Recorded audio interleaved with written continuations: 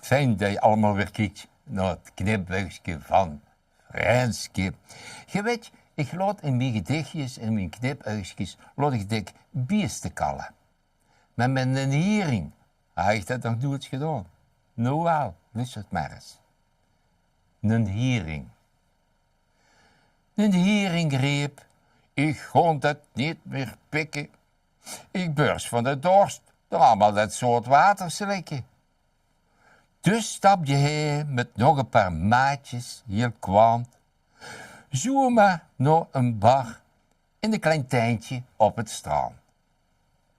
Me trof door een paar rolwepskes die door woonje. En ze wordt er verleefd als stonken ze naar de oenje.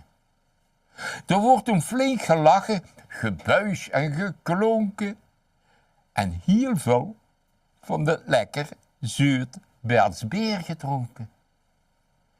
Daardoor maakten de heringen allemaal flink kuit. Dat ze herrie maakten, dat interesseerde u geen fluit. Ze sprongen en zongen en het wordt later en zater. En een riep, ik vul me met de vis in het water. Hardkakend, wat me eigenlijk niet kon smaken, ontstond zo het woord heringkaken.